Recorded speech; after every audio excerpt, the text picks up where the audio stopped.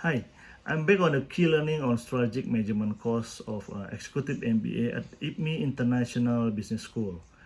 Today I would like to share key learnings point from last week lecture on the topic of strategy and practices with Dr. Handri Satriago. Last week we discussed two cases. Number one is about GE Global Strategy. Number two is about leadership challenges in Coach Indonesia. Now let's talk about the GE Global Strategy first, what they call GGO, Global Growth Organization.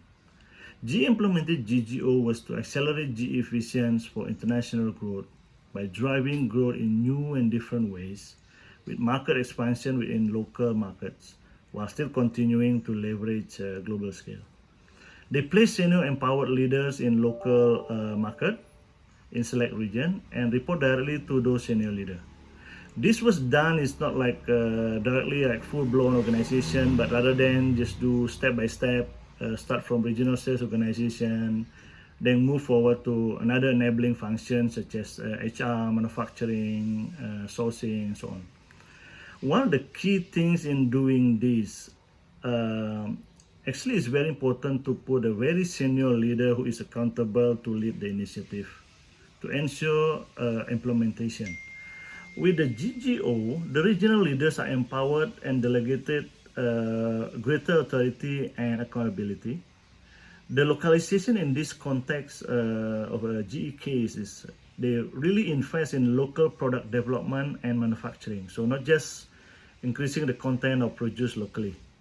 Another thing that's also interesting to learn here is when GE decided to moving from a performance management to a performance development system. So an instant feedback between colleagues that transcended all functional, regional, and business and hierarchical boundaries are really encouraged here.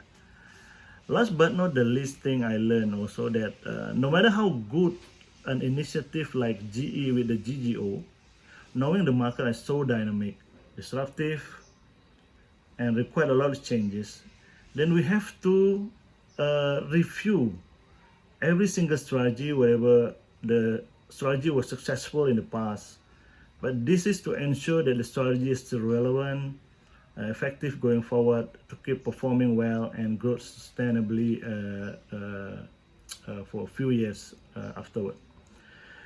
Now the second case, it is about leadership challenges in Coach Indonesia, in particular related to culture, which could be a corporate and national culture.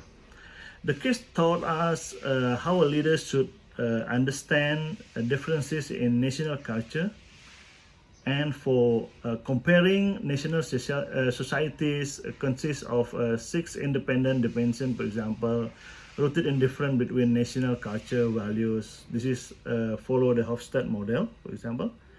The dimensions are power distance, related to the solution of the basic problem of human inequality. Number 2 is uncertainty avoidance. This is related to the level of stress in a society in the face of the unknown future.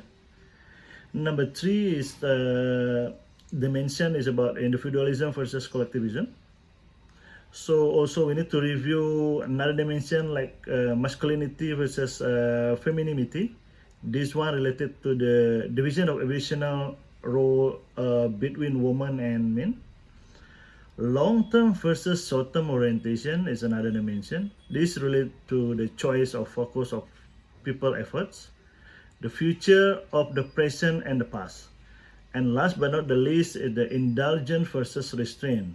This also relates to the extent of gratification of human desires of enjoying life.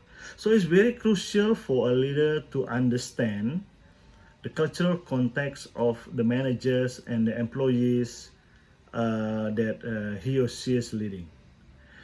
I think that's all the summary of my learning from last week courses. I hope this is useful for all of us. Thanks for watching.